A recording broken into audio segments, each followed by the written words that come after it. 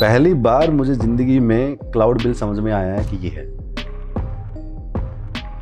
कि सबको अब अपना क्लाउड चाहिए, अपना क्लाउड और अपना डेटा आपको उस बिल्कुल particular location.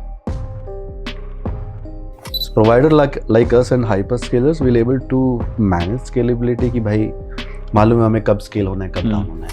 We know now what are the more differences from the business standpoint of view. What are the key technological difference if you just compared with the giants in this space? If you give me any visualization, we can visualize and we can bring that on the software. On the software. ठीक है, आप business चला रहे हो, startup चला रहे हो, अगर आपकी ROI नहीं निकलेगी and cloud is a biggest cost आज के टाइम पे, डिजिटल हो गया ना सब कुछ। Welcome back to another episode of Techie Talks with Kuldeep. I am your host Kuldeep Singh. Today we are excited to have Mr. Manoj Dhanda joining us. He is the founder and CTO of Utho. Let's hear more directly from him on the amazing tech landscape behind this company. Manoj, welcome to the show. Thank you, Kuldeep. So, Manoj, tell us about your role and tell us about, the day-to-day stuff which you handle at the Utho. So you imagine, Kuldeep, कि बहुत सारे data centres, बहुत सारा infrastructure, बहुत सारा network, बहुत सारे servers and वो कस्टमर्स जो इन सब के ऊपर रिलाई कर रहे हैं to make sure that everything runs smooth, everything can be scaled, and that will work as people expected. तो डे बाय डे कैसे रहता है कि कैसे मेरे जैसे लीडर्स क्रिएट किए जाए जो उन चीज़ों को हैंडल करें जी। व्हाट वी हैव बिल्ट, कैसे उसको स्केल किया जाए टीम के अंदर ताकि वो प्रोडक्ट आगे इनोवेट करता रहे, बढ़ता रहे। जैसे अगर मैं पहले की बात करूं सो मनोज धांडा वाज की सारा दिन कोड लिखने में बड़ा मजा आता था। बट नाउ जब कस्टमर आपके पास आते हैं, विजन आपका इवॉल्व होता है एंड आप ग्रो करते हो, देन यू विल लाइक कि एक आदमी कब तक करेगा। सो वन आर्मी मैन नहीं चल सकता। इट इज़ लाइक कि आपको टीम बिल्ड करनी होगी। सो देन जब CTO की हेड पहन के कोई ऑर्गेनाइजेशन में घुसता है, सो इट इज़ लाइक कि अब ये टीम है, how I am exactly thinking, कैसे ये सोच सकते हैं, जैसे मैं प्रॉब्लम सॉल्व करता हूँ कैसे ये करते हैं, किस तरीके से मैं सोचता हूँ इंफ्रास्ट्रक्चर कैसे चलना चाहिए, कैसे स्केल होना चाहिए, कौन से प्रोडक्ट ऐड होने चाहिए, हाउ दे कैन थिंक। तो वो विजन जब इवॉल्व होता है देन एक्चुअल में आप CTO की हेड पहन लेते हो। उससे पहले it is like all about engineer work. आप पूरा दिन कोड करते रहे हो, इवॉल्व होते रहे हो, प्रोडक्ट बनाते रहे हो। So now moreover to management, how our people are doing, what feedback we getting from customer, what product exactly the required from the market, and वो करना, टीम को उसके लिए अलाइन करना, टीम को एलिवेट करना, आई थिंक ये by day का काम रहता है आजकल। और इसके अंदर में जो सबसे बड़ा challenge I am assuming must be coming from the customer side, right? Wherever they are facing certain issue with the scaling, or where they were planning something but that was not able to scale quickly as we planned earlier. हाँ, ऐसे बहुत सारे issues होते हैं। हम सोचते हैं कि हमारे पास इंफ्रास्ट्रक्चर बहुत हो गया, कोई भी आ जाए हम दे सकते हैं, बट सर्टन केसेस जहाँ पे वी फेल्ड एंड उन फेलियर से सीखा कि कैसे हैंडल करना है, कैसे प्रिवेंट कर सकते हैं। सो बहुत सारे चेक्स उसके ऊपर लगाए गए कि अगर कोई स्केलेबिलिटी किसी को चाहिए, let's say if you talk about कि IPL चल रहा है, अब 10 करोड़ लोग देख रहे हैं, उसके बाद 20 करोड़ लोग देख रहे हैं, अब 100 करोड़ लोग अगर उसके ऊपर आ जाएंगे तो कितना स्केलेबिलिटी चाहिए होगा। सो वहाँ पे मुझे लगता है not only a platform responsibility but customer responsibility as well, वो मुझे समझने को मिला। So now that we pass to the customer कि भाई in every account we have a limit कि ओके आप इतने रिसोर्सेज डिप्लॉयमेंट कर सकते हो, so that we have the capacity, we know कि कितना डिमांड आने वाला है एंड इतना हमने लिमिट दिया हुआ है तो इतने तक स्केल जा सकता है। अब लेट्स से कस्टमर से कि मेरा कोई ऑफर है, मुझे स्केल करना है, कोई भी विंटर स्पेशल कुछ निकाल रहा है e-commerce platform, so that time there is a two responsibility, one from the customer side, second from the provider side. Customer will inform कि मेरे पास 300 वर्चुअल मशीन की लिमिटेशन है, I want this to increase 800, ठीक है, या फिर let's say 1200 कि मेरा स्केल जाएगा.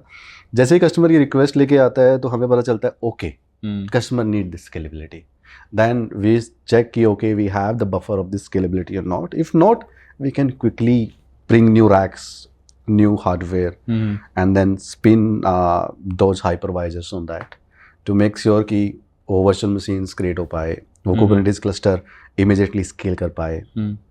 Are the auto scaling group enough set जो होना चाहिए, जिस तरीके से सेट होना चाहिए, क्या कस्टमर ने उस तरीके से लोड बैलेंसर सेटअप किए हुए हैं कि वो स्केलेबिलिटी हैंडल कर सकता है. Not only virtual machine, compute नहीं, बट लोड कैसा है, क्योंकि जब ऐसा कुछ चलता है तो बहुत सारे अटैक्स भी होते हैं आपके ऊपर. बहुत सारे लोग कुछ ऐसी इन्फॉर्मेशन फाइंड करने की कोशिश करते हैं जो कि शायद उसमें आपको नुकसान कर दे, कि कोई भी ऑफर ढूंढेंगे, तो वहाँ पे क्या आप वेफ यूज कर रहे हो. तो कस्टमर को अवेयर करवाना वहाँ पे, एंड चेक की okay this is the limit, this is what customer is asking, and then if you have the scalability, very good. If you don't have the capacity to scale that, तो हम कर लेते हैं. But बहुत challenge आए थे 2-3 साल पहले तक हमें. नाउ इट्स गलतियों से इंसान सीखता है, एंड एक चीज़ पे हम लोग बिलीव करते हैं, जैसे कुसुम ने बताया कि how we can prevent it. Problem तो आती रहेगी, कभी कुछ, बट सेम प्रॉब्लम नहीं आनी चाहिए कभी. उसको कैसे प्रिवेंट करें, तो उसके लिए ही हम लोगों ने ये सिस्टम प्रोसेसेस लगाए, ये सिस्टम बनाया. एआई अभी काफ़ी हेल्प कर रहा है उसमें, और करेगा आगे जाके, टू गेट द प्रेडिक्टेबिलिटी कि हमारा जो यूजर बेस है वो कैसे ऑपरेट करता है, कौन से सीजन्स हैं जिसमें उसको रिसोर्स चाहिए होता है. So there will be a time कि 1 साल 2 साल के बाद हमें कस्टमर से इन्फॉर्म करने की जरूरत नहीं पड़ेगी. वहाँ पे सर्टेन लिमिट्स, जो रिसोर्सेज लिमिटेशंस होती है हर प्रोवाइडर पे, वो लगाने की जरूरत नहीं पड़ेगी. इट विल बी लाइक कि एआई हमें गाइड कर रहा है कि इस सीजन में आपके कस्टमर्स इतना स्केल करते हैं, यहाँ पे डाउन करते हैं जी. Provider like us and hyperscalers will able to manage scalability कि भाई मालूम है हमें कब स्केल होना है, कब डाउन होना है. So we will able to manage दो रिसोर्सेज. बट अभी it's both side responsibility, I must say. And this is correct, and I know, like, we know what are the key differences coming more from the business perspective, right? Yeah. But what are the technical key differences? It's about कि एक सब्जी मंडी है, तो उस सब्जी मंडी में आपको 50 fruit मिलेंगे, डिफरेंट टाइप के वेजिटेबल मिलेंगे, एंड बहुत सारी चीज़ें होंगी. So that is hyper scalar. Yes. What उठो इज़ कि ओके ये 5 चीज़ें हैं जो हर हाउस होल्ड की ज़रूरत है. ये 5 फ्रूट्स हैं which is premium and people need this, क्योंकि हेल्थ के लिए अच्छे हैं. सो उठो यहाँ पे डिफ्रेंशिएट करता है. सो जो बाकी जाइंट्स हैं, पूरा सब्जी मंडी है, हर कुछ मिलेगा, जो मर्जी जाके ले लो. वट वी रियलाइज़ कि अगर हमें गैप फिल करना है, कॉस्ट कम करनी है, जो पर्पज़ है उसको फुलफिल करना है कि लोगों को कॉस्ट भी सही मिले, स्केलेबिलिटी भी हो, एंड सबसे इम्पोर्टेंट है कि वो हम सस्टेन कर पाएँ वो देना. सो बहुत इम्पोर्टेंट था एक फुल स्टॉप लगाना कि कितना करना है हमें, क्या प्रोडक्ट्स बनाने हैं. तो हमने पूरी सब्जी मंडी नहीं लगाई. हमने कहा कि ये वाले 5 फ्रूट्स हैं, सब लोग खाएंगे, सबकी हेल्थ होगी और सबके लिए इम्पोर्टेंट है.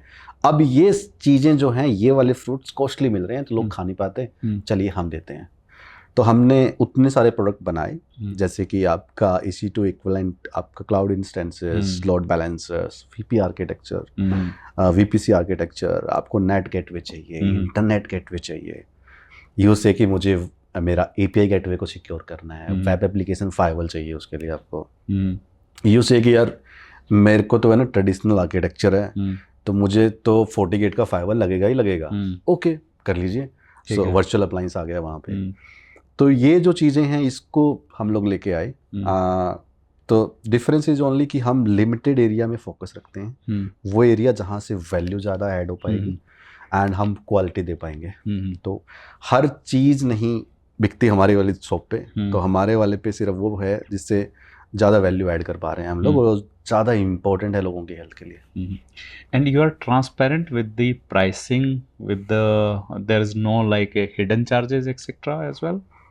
ट्रांसपेरेंट प्राइसिंग मतलब आप सोचो ना, मुझे याद है किसी इंसान ने मुझे एक बार बोला कि मनोज मज़ा आ गया, पहली बार मुझे ज़िंदगी में क्लाउड बिल समझ में आया है कि ये है. मुझे आज तक क्लाउड बिल समझ में ही नहीं आया. इट इज़ अबाउट आ गया, वहाँ पे 250 आइटम लिखे हुए हैं, आपको समझ में नहीं आ रहा ये आइटम कैसे आ गया, उसकी कोई डिटेलिंग रिपोर्ट नहीं है, आप एक्चुअल में हुआ है नहीं हुआ कुछ नहीं कर सकते, आप वापस से प्रोवाइडर के पास जाओ एंड यू एंड अप कि आपको पे करना ही पड़ेगा. तो वो तो सबसे बड़ा वो था. आप बजट लगा के चलते हो कि 12 लाख रुपए महीने की कॉस्ट आएगी, आप देखते हो यार 18 लाख हो गया, अगले महीने 24 लाख हो गया, फिर वो 15 लाख पे आ गया, एंड यू लाइक कि ओके बैंडविड्थ का कॉस्ट जा रहा है. तो ये बहुत सारे चैलेंज है जिसको हमने किया. जैसे कि अगर आप एग्रेस बैंडविड्थ के चार्जेस देखें वो आसमान पे हैं उन प्रोवाइडर्स पे. उठो के पास वही प्राइसिंग ऑलमोस्ट 90% कम है, क्योंकि वो एक्चुअल कॉस्ट है बैंडविड्थ की. इट इज़ नॉट अबाउट हम वहाँ पे कुछ मैजिक कर रहे हैं. फर्क इतना है कि हम मोनोपोली वाला गेम नहीं खेलते. हम कहते हैं कि ये बैंडविड्थ का चार्ज ISP इतने लेता है, हम एज इट इज देंगे आपको, हम उसके ऊपर कोई एड ऑन कॉस्ट नहीं लगाएंगे. ऐसे ही इंफ्रास्ट्रक्चर में सेम डेटा सेंटर्स हम लोग यूज़ करते हैं. हाँ, we use NTT, Qunix, Yotta, these data centers, क्योंकि हमारी एक्सपर्टीज है टेक में. जी, टेक स्टैक आप कुलदीप बोलेंगे ना, ऐसा होना चाहिए, ये होना चाहिए. If you give me any visualisation, we can visualise and we can bring that on the software. ठीक है, तो हमारी एक्सपर्टाइज वहाँ थी, तो हमने वहाँ किया. वर्चुअलाइजेशन को कैसे इम्प्रूव करना है, स्टोरेज को कैसे स्केल करना है. इट शुड नॉट बी एक गैप यहाँ पे देखो ना. एक मार्केट में प्लेयर्स हैं जो कि डेटा सेंटर्स हो गए हैं, कुछ प्लेयर्स हैं जो कि आपको VMs दे देंगे, VPS के नाम से, वर्चुअल प्राइवेट मशीन्स. तो वहाँ स्केलेबिलिटी की कमी रह जाती है, बिल्कुल वो फीचर्स नहीं होते हैं. यहाँ आपको वो सब मिल रहा है बट कॉस्ट ज़्यादा है, सपोर्ट नहीं मिल रहा है आपको.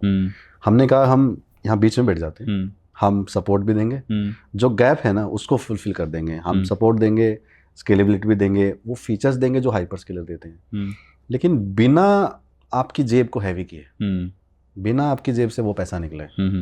आप बिजनेस चला रहे हो, स्टार्टअप चला रहे हो, अगर आपकी ROI नहीं निकलेगी, and cloud is a biggest cost आज के टाइम पे, डिजिटल हो गया ना सब कुछ, तो सस्टेन नहीं कर पाओगे वहाँ पे.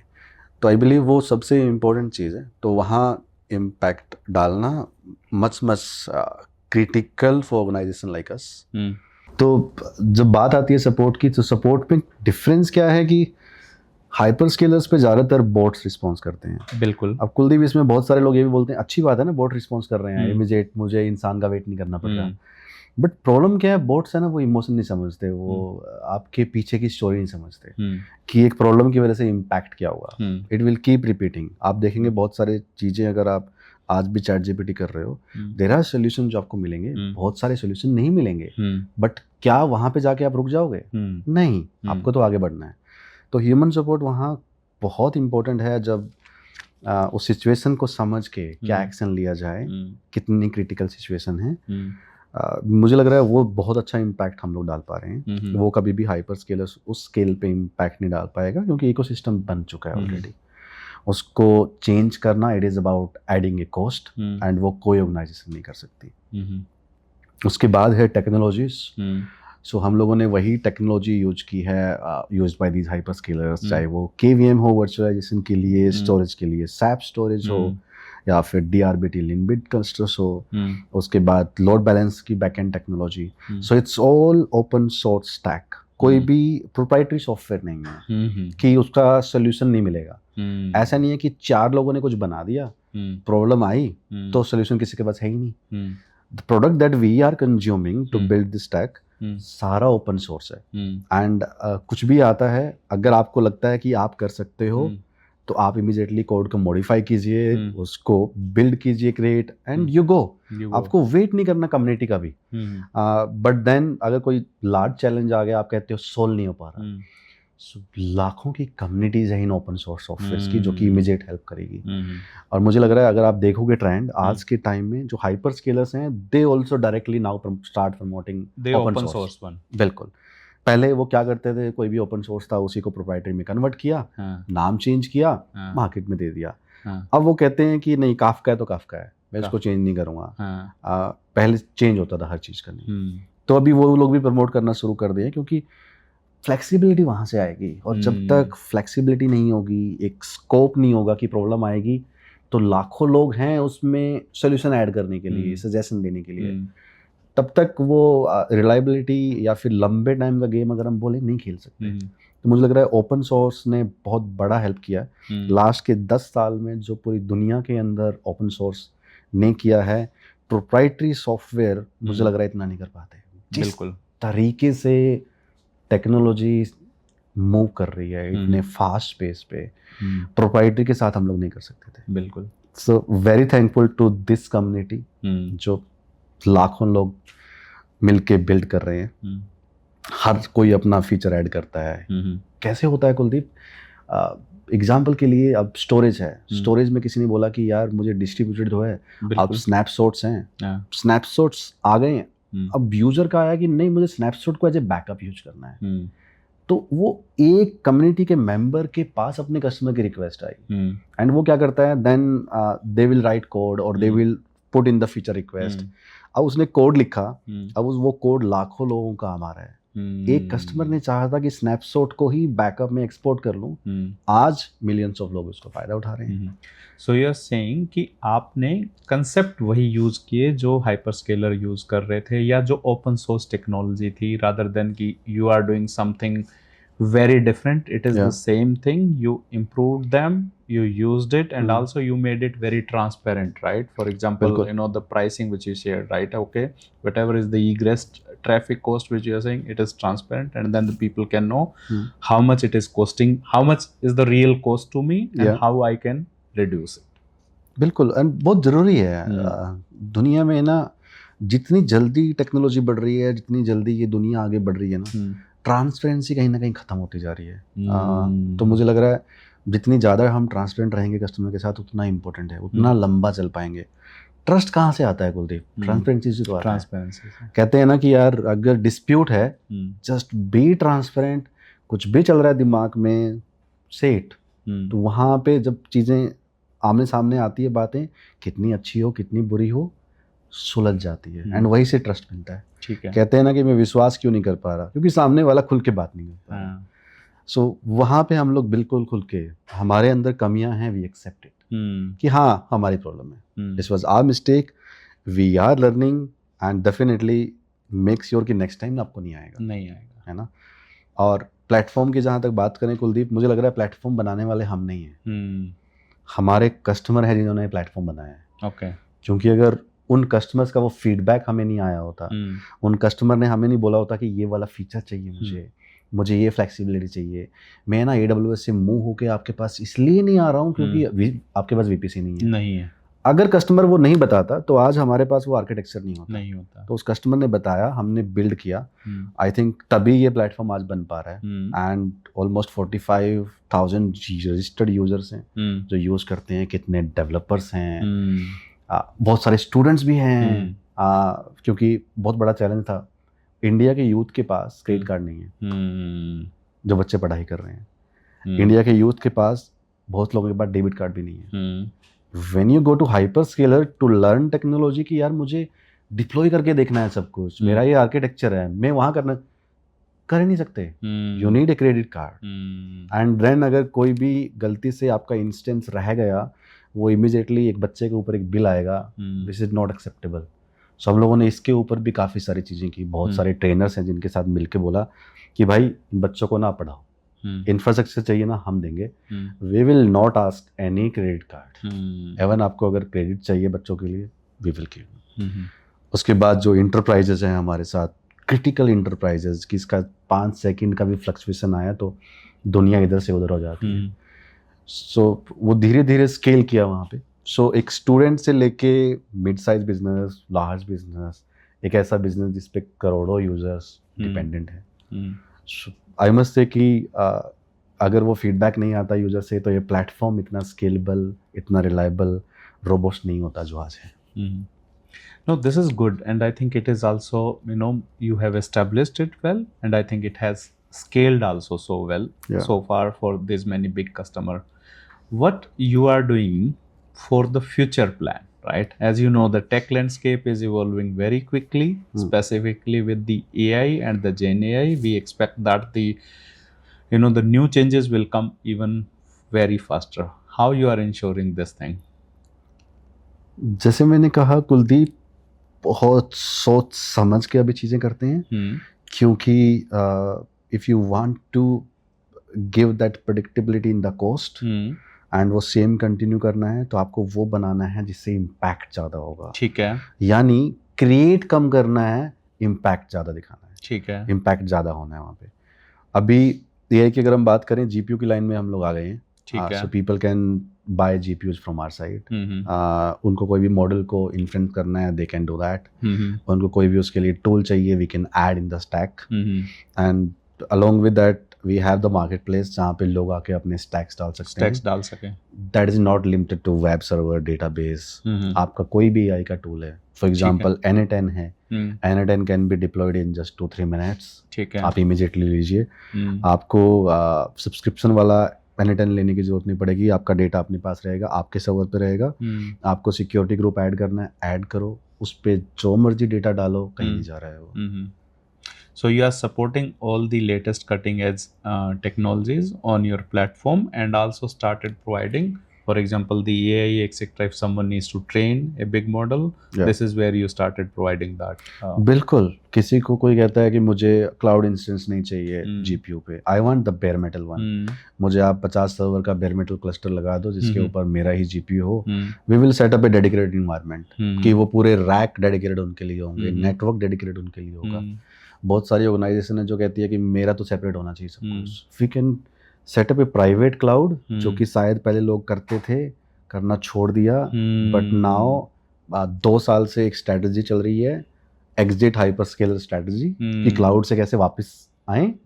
तो वहाँ पे भी हम लोग प्राइवेट क्लाउड को पिक्चर में लेके आ रहे हैं, जहाँ पे we can put up, and उसमें जो कंप्लायंस के चीज़ें हैं, जो सवर्निटी की डिमांड है इंडिया में नहीं, आजकल हर कंट्री में है, कि सबको अब अपना क्लाउड चाहिए, अपना क्लाउड और अपना डेटा आपको बिल्कुल पर्टिकुलर लोकेशन. क्योंकि देखो, बिना डेटा शेयर किए अब आगे इनोवेशंस नहीं हो सकती. डेटा चाहिए.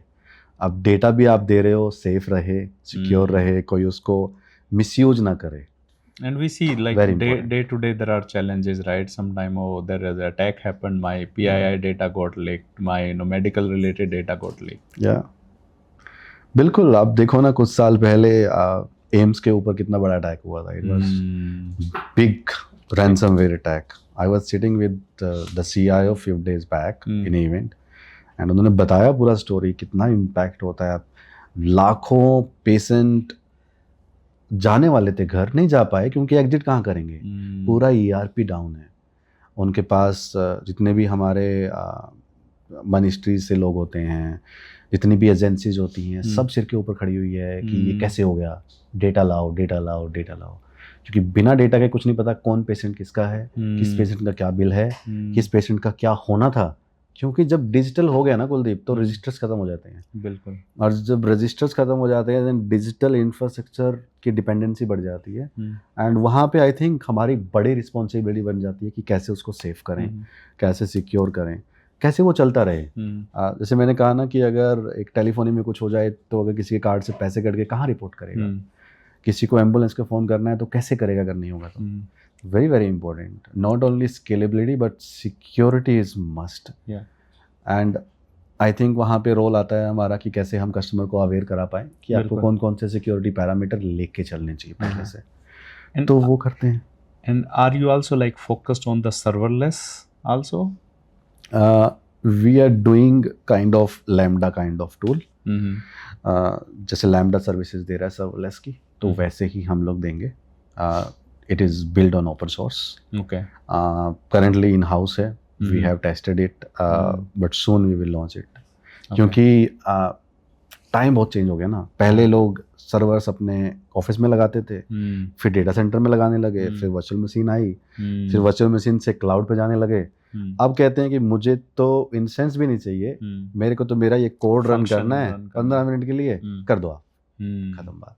उसको ना सर्वर मैनेज करना, ना वो वेब सर्वर मैनेज करना, कुछ नहीं, जस्ट अपना कोड लिखना है, पुश कर देना है, रन हो जाएगा। And it is avoiding the security issues as well, right? For example, if you just need to run it only for 15 minutes or once in a month, right? You are not just spending the infra for the rest of the month. That's like saving the cost, but also, for example, the security attacks, right? So you reduce the attack surface.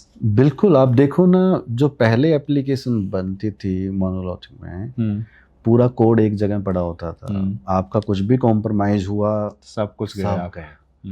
अब क्या छोटा सा function है, अब लिखिए, डालिए, थोड़ी देर के लिए चलेगा, खत्म हो जाएगा।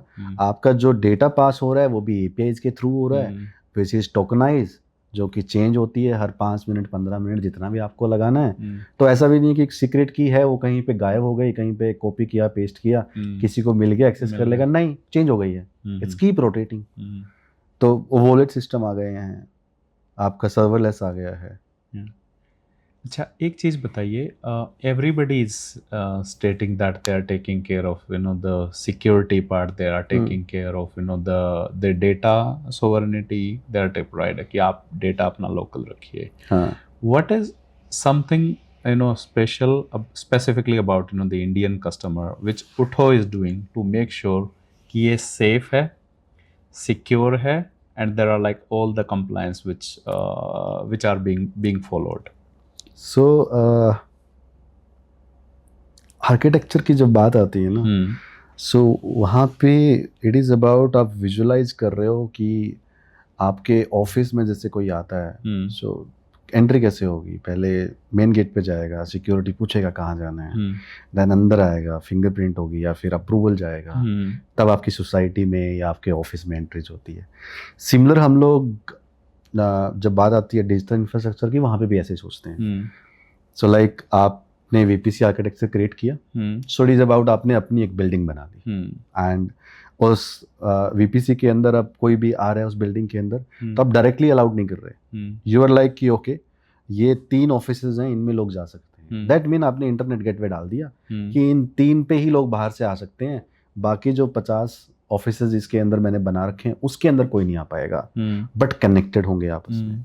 तो वहाँ पे जो जैसे यहाँ पे बिल्डिंग्स में स्कैन करते हैं लोग, तो वैसे वहाँ पे वैफ लग गया क्योंकि इंटरनेट से कोई कुछ आएगा तो वो इन्हीं के थ्रू जाएगा, सिक्योरिटी ग्रुप लग गया कि इन्हीं पोर्ट्स पे आएगा, इसी गेट से आएगा, किसी और गेट से नहीं आ सकता। तो ये सारे जब स्कैनर्स आप लगाते हो प्लेटफॉर्म में, सिक्योरिटी ग्रुप, आपका नेट गेटवे, इंटरनेट गेटवे का सही से यूज करना, एंड देन वेफ is very very important, API gateway या फिर आपका वेब एप्लीकेशंस के लिए, ये जब आप लगा देते हो तो एक तरीके से सिक्योर हो जाते हो।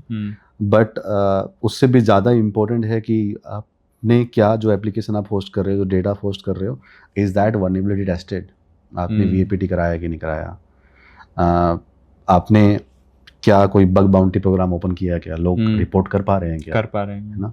क्योंकि अगर आप अपॉर्चुनिटी दे दो एक चोर को ये बताने की कि मेरे यहाँ चोरी कैसे हो सकती है, इट्स वेरी गुड, क्योंकि आपको नहीं पता चलेगा, बट जो चोरी करने वाला इंसान है उसको मालूम है चोरी कैसे करते हैं, वो आपको बता देगा कि देखो ये गेट है ना आपका लूज है, ये लॉक है ना, इसकी डुप्लीकेट की बन सकती है। तो जब उसको आप पूछोगे तो वो बग भी निकल जाते हैं, वो की भी सिक्योर हो सकती है। तो ये सेम चीज़ जो है डिजिटल में काम आती है। And all the laws, right? For example, this DPDP Act, etc. You are able to provide these. We are fully compliant क्योंकि ऑर्गेनाइजेशन यहाँ की है, डेटा सेंटर सब यहाँ के हैं, platform is completely VAPT certified, जो ISO सर्टिफिकेशंस होते हैं for security information, for quality standards, वो सब ISO सर्टिफिकेशंस हैं। And then when it come to physical security, we are into the same data center, tier 3 tier 4 data centers, जहाँ पे वो सब हाइपर स्केलर्स होते हैं। So in physical security there are 7 layer security, आपके security guard से लेके server room तक बहुत सारी लेयर्स हैं। And that you follow consistently whether the data center is in the tier 1, tier 2, tier 3 or tier 4 city. So data centre ज़्यादातर जो हैं वो tier 1 सिटी में ही होते हैं, बट अगर डेटा सेंटर सर्टिफिकेशन की बात करें, Tier 3 Tier 4, this is very important for them to follow, क्योंकि डेटा सेंटर ने अगर कंप्लाइंस फॉलो नहीं किया देन डेटा सिक्योरिटी गई कहीं पे। Physical security is mandatory. तो data security is not only about कि आपको साइबर थ्रेट से बचना है, बट कैसे अर्थक्वेक आ गया तो कैसे बचाओगे, तो कैसे बचोगे, आपके उसमें पानी आ गया तो आप कैसे करोगे। Exactly. So we need to make sure कि डेटा सेंटर जो हैं वो अर्थक्वेक से प्रोटेक्टेड हैं। अर्थक्वेक आएगा तो कुछ नहीं होगा, वहाँ पे सर्वर नहीं हिलेंगे, सब कुछ ऐसे ही चलेगा। वहाँ पे अगर सुनामी आ गई, बाढ़ आ गई तो भी कुछ नहीं होगा। क्या जैसे पहले क्या होता था कुलदीप, डेटा सेंटर ना बेसमेंट में भी बनते थे, अब नहीं बनते। अब इट इज़ अबाउट कि फर्स्ट फ्लोर से रिस्क ले सकते हो, but minimum start from then second floor. तो ये सब चीज़ें आई है कंप्लाइंस में। And I think global industries bodies जो हैं, जो क्वालिटी इंश्योरेंस करती है, डेटा सेंटर सर्टिफाइड करती है, टिया करके हैं, तो आई थिंक उन लोगों ने काफ़ी कुछ किया है इस इंडस्ट्री में। They are like hyper scalers जिनकी हम बात कर रहे हैं, उनका भी काफ़ी बड़ा हाथ है। They are the industry creators. Definitely उन लोगों ने इनोवेशन किया है, तो कुछ पेन भी दिया है मार्केट में, लेकिन दिया भी है बहुत कुछ। तो जब कोई हाइपर स्केलर्स भी आता है किसी डेटा सेंटर के पास, तो पूछता है क्या स्टैंडर्ड्स हैं, क्या क्वालिटी है, सब कुछ ऑडिट करता है। तो उस चीज़ को भी लेके डेटा सेंटर की जो क्वालिटी है वो काफ़ी इम्प्रूव हुई है इंडिया में। और इसमें जैसे कुछ आपका, जैसे आपने VPC आपने टच करा, बट कुछ एडवांस ऑब्जेक्ट स्टोरेज रिलेटेड भी चीज़ें हैं जिस विच मेक श्योर कि जो आपका डेटा है which is more secure. Are you following such practices as well? We do object storage. It is similar to S3. Even अगर developers ने S3 को include किया हुआ है अपनी application code में, they using S3 libraries. They don't need to anything change in the code. Okay. They just need to change our endpoint, access key and secret key. Everything will start working. Let's say किसी के पास AWS के पास object storage है, they want to move with us. तो उनको क्या करना है, S3 migrate करने का एक टूल होता है S3 Sync, उसके साथ वो माइग्रेट करेंगे, सीक्रेट की चेंज करेंगे, एंड पॉइंट करेंगे, एज इट इज सब कुछ चल जाएगा। एक रिसेंट की बात है, एक लार्ज कस्टमर आया, उनका ये सबसे बड़ा क्वेश्चन था कि हमारा ऑब्जेक्ट स्टोरेज पे बहुत डेटा है, एंड एवरी पॉइंट हमने कोड में लाइब्रेरीज यूज की हुई है, हमें तो कोड चेंज करना पड़ जाएगा, सो इट्स डिफिकल्ट। और जैसे हमने बताया कि नहीं, कोड चेंज करना जरूरत नहीं पड़ेगी, आपको जस्ट एंड पॉइंट चेंज करना है एंड जो गुड टू गो, जो कि आप एक कॉन्फ़िगरेशन में चेंज कर सकते हैं। एक हाँ इन्वायरमेंट फाइल जैसे होती है, you change in environment file and then it's apply. And it also provide the same level of security. For example, if I just consider कि S3 यूज कर रहा हूँ, and I can be confident that the same level of security will be provided if I use this object storage. Yes, so let me open on it. We are using SAP storage. We are using Minayo. Both are open source, and these are the technology used by hyperscaler as well. Yes. इसीलिए it is possible to use same library जो AWS देता है, जो आपने integration कर ली है, तभी वो सारी चीज़ें सेम काम कर पाती है। तो सीक्रेट की को रोटेट करना, सीक्रेट की करना, उसके बाद इम्यूटेबल बनाना, आपकी पॉलिसीज बनाना, उसको रिप्लिकेशन करना, लॉक करना किसी भी ऑब्जेक्ट को, आपको ड्यूरेशन डालना, लिंक शेयर करना टाइम के ड्यूरेशन के साथ कि ओके 10 मिनट के बाद एक्सपायर हो जाएगा, इट्स टेम्परेरी, सब कुछ है उसके अंदर। अच्छा, एक चीज़ बताइए, scaling, right, whether you do physical scaling or the virtual scaling, this is very much important, and I think the main drawback or is the people like this scaling is not possible, right? We cannot handle such. So how does Utho handles it, right? Overall same जैसे hyperscalers करते हैं। Physical में होता है कि you got the demand, you get the information, आपकी current capacity क्या है। जैसे हम लोगों ने बहुत सारे सिस्टम्स लगाए हुए हैं जिसमें हमें दिखता है कि okay red, green, yellow. Red मतलब हमारे पास कैपेसिटी नहीं है, ग्रीन, येलो होता है कि ख़त्म होने वाली है, जितना डिमांड हमारे पास जनरली आता है, प्रेडिक्टेबल जो है। Green is like we are good to go. तो जब हमें वो दिखती है तो we expand racks, we add new devices, तो हमारा पूरा स्टैक होता है पर रैक, जिसके अंदर स्टोरेज रहती है, एंड देन कंप्यूट नोड्स रहते हैं, देन जो नेटवर्क डिवाइसेस होती है, फाइबर डिवाइसेस, वो रहती है। We are just replicating same architecture all the racks, तो चाहे वो 50 रैक हो, चाहे वो 50 से 150 रैक होने हो, सेम आर्किटेक्चर रहेगा। सो अगर हम फिजिकल कैपेसिटी की बात करें, सपोज करिए कि आपका जो रेड मार्क है और we are touching into the yellow mark in the physical capacity and there is a demand that you need to scale tomorrow, how much time roughly it will take? We need 2 days to add new racks. 2 days? 2 days. Okay. I can say maximum 5 days to bring that rack live. But क्योंकि अब सब automate हो गया है, अभी just platform के ऊपर आपको आईपी डालना है, आपको की डालनी है, and then you just need to add that node in the cluster, हो गया। मुश्किल से 10 मिनट का काम होता है वो। तो आप समझिए कि नया रैक ऐड करना है जिसके अंदर मान लीजिए 10 से 15 कंप्यूट नोड्स हैं, आपको उस पर ओएस डालना है।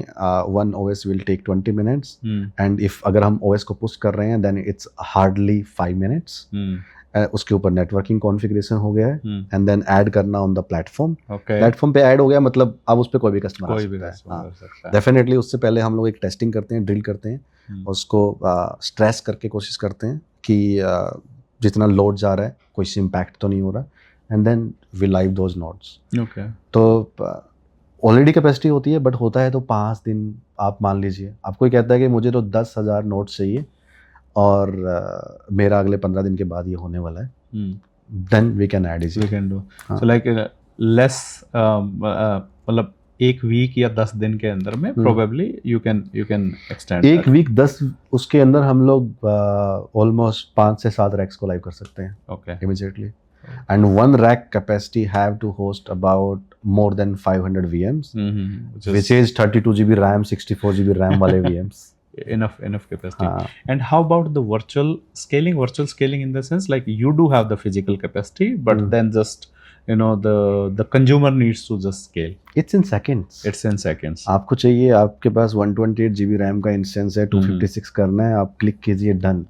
If you have the auto scaling और आपका स्पाइक आया, it will automatically done auto scaling के थ्रू।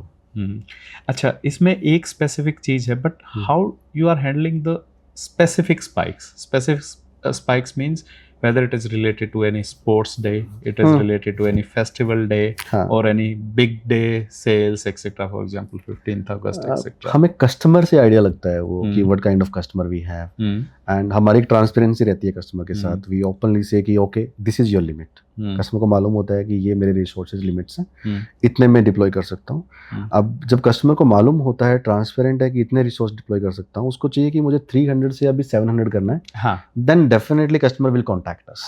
तो वहाँ पे हमने एक स्टैप लगा दिया, बेसिकली एक चेक लगा दिया कि ये करेंगे। जैसे ही वो चेक होगा हमारे पास रिक्वेस्ट आएगी, वी गो टू नो के कैपेसिटी चाहिए, कितनी चाहिए, कितने टाइम के लिए चाहिए, we will add it. Okay, so you are allowing that also capacity. For example, I am as a customer and I am coming, I am starting or I am running a business, but being a Diwali, this will scale, but this will scale only for a month, but this will scale maybe like a 4x. You will be able to definitely request करता है customer, जैसे request करता है we will increase limit. अब वो increase करना हमारे हाथ में है, उसको फ्लड कोई नहीं कर सकता बिना किए। अब जैसे ही हमने उसको इंक्रीज किया, वी गोट टू नो कि ओके इतनी कैपेसिटी तो अभी जाएगी, तो अगर है अवेलेबल ठीक है, नहीं तो we can add that. So Manoj, you shared that you can handle even that specific scaling as well, right? Would you like to share any story, any example, maybe during the initial days how you handle, or maybe in the latest days how did you handle such scaling? पहले तो definitely मुश्किल थी, and किसी customer ने बोला कि मुझे scale चाहिए, वी फेल टू डिलीवर कि भाई नहीं हो पाएगा। देन वी लर्न कि कैसे कर सकते हैं इसको, कैसे हमारे पास इंफॉर्मेशन आ सकती है, कैसे एकदम से सिस्टम को कोई फ्लड ना करे। तो उसके लिए वो जो रिसोर्स लिमिटेशन है उसको लगाया गया, एंड वहाँ से सीखने को मिला कि resource limitation will help us to identify the spikes, कि कितना स्पाइक आ सकता है, क्योंकि जितना हमने लिमिट दिया हुआ है उतना हमारे पास कैपेसिटी है क्या। जैसे एक कस्टमर था, उन्होंने स्टार्टिंग किया 2-4 सर्वर से, and there like immediately 80-90 servers deploy करते जा रहे हैं, and we got to know कि क्या हो रहा है। एक तो आपको लगता है कि कोई शायद अब्यूज कर रहा है आपके इंफ्रास्ट्रक्चर को, सबसे पहले ये आता है। सो तब बात की कस्टमर से, दे सेड कि नहीं, वी हैव टेस्टेड यू, हम लोगों का सब कुछ चल गया, एंड अभी हमारा माइग्रेशन वहाँ से हुआ. This was our snapshots. अभी स्नैपशॉट से हमें मल्टीपल रिसोर्सेज डिप्लॉय करने होते हैं. We have our labs. तो how can you do that? तो हमने समझा क्या लैब है, क्या कर रहे हैं customer, and then we allowed them to secure कि ठीक है आपको कितने चाहिए. दे सेड कि हमें 300 के आसपास चाहिए. ठीक है, वी ऐड यू 500 तक आप कभी भी कीजिए. We don't need to worry, you don't need to worry. आप ऑटोमेशन लगाइए, स्क्रिप्ट लगाइए. जैसे हमारे कुछ कस्टमर्स हैं, they use scripts, they use rest APIs. हमारा रेस्ट एपीआई है, CLI है, टेराफॉर्म प्रोवाइडर्स हैं. ओके. तो वो कुछ भी इंटीग्रेशन के साथ डिप्लॉयमेंट करते हैं. और जब वो करते हैं ना, so it's kind of flood कि इमीडिएटली 20 इंस्टेंस एक अकाउंट में क्रिएट हो रहे हैं. तो वो सीखने को मिला कि कैसे उसको करें. पहले क्या होता था कि अगर एक 20 VMs एक साथ डिप्लॉय हो रहे हैं, it gets loss. But now we know कैसे उस लोड को डिस्ट्रीब्यूट करना है, कैसे एक ही क्लस्टर पे सब कुछ ना जाए, कैसे एक क्लस्टर पे पहला ऑर्डर गया, दूसरा ऑर्डर डिफरेंट क्लस्टर पे जाएगा, डिफरेंट नोड्स पे जाएगा. वो सब कुछ ऑप्टिमाइज किया. अभी ऐसा कुछ नहीं है. अभी आप मुझे बोलेंगे 100 VMs करने हैं, you can immediately spin up. You don't need to ask anyone. हाँ, बाय डिफॉल्ट जो न्यू अकाउंट्स होते हैं, to make sure someone will not abuse the infrastructure, क्योंकि it's all production. We have the put limit of 30 instance per account, and customer anytime can request to increase that. Like we had recent meeting with the customers and the prospect. They have the thousands of VM hosting with AWS, billing about 24 CR monthly billing. So जब ऐसे customers आपके पास आते हैं, then वो scalability करनी होती है वहाँ पे. आई थिंक वो ज़रूरत हो जाती है. तो मुझे लग रहा है वो अभी है. अभी जो 2020 के आसपास स्केलेबिलिटी चैलेंज हम लोगों ने फेस किए, अब किसी को नहीं आएगा, अब नहीं आने लगे. So you are sharing, Manoj, that Utho is built on proper like the open source. There is no kind of a very specialized thing which you have developed on your own, and people can use it. Second thing, it can scale. It can scale virtually, and it can also scale physically. For example, if tomorrow, like due to anything, we needed it, even the increase the capacity in the physical format, we can still do. The third thing, it is secure. So it is not something like you are not able to follow any standard or any guideline. It is fully secure. It is fully following all those protocol, and even you are providing all the ISO related or even the Indian specific law which anyone needs to follow.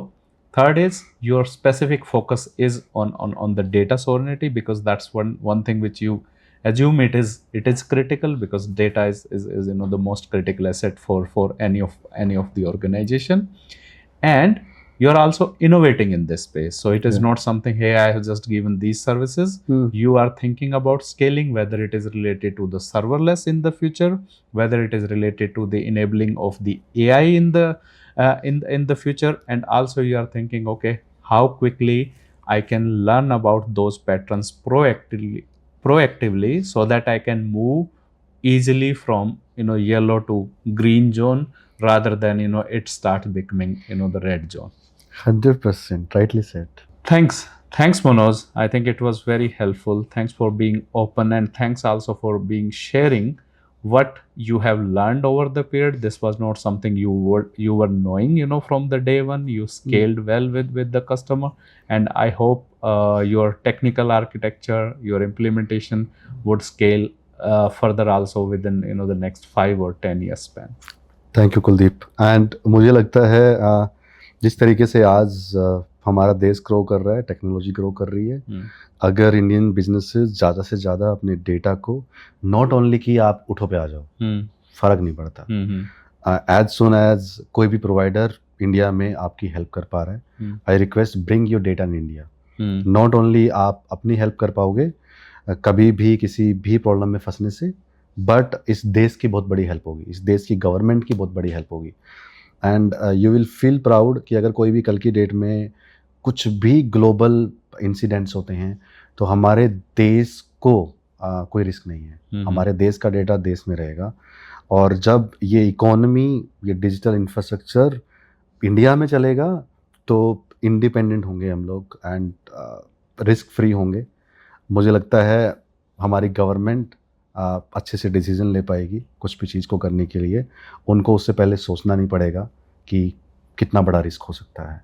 So I invite बहुत सारे provider और ऐसे आए India में, and जो businesses हैं जो आज हाइपर स्केलर्स पे चला रहे हैं, जितना हो सकता है ट्राई टू मूव आउट, क्योंकि आपको वहाँ पे भी चलाना है। You run it, use IPsec tunnels, India में चलाइए इंफ्रास्ट्रक्चर, इंडियन प्रोवाइडर के पास चलाइए, डू IPsec टनल। कुछ सर्विसेज है इंडियन प्रोवाइडर के पास नहीं है, वहाँ से यूज करते रहिए, इट्स ओके। लेकिन कोशिश कीजिए मैक्सिमम वर्कलोड आप इंडिया में लेके आइए।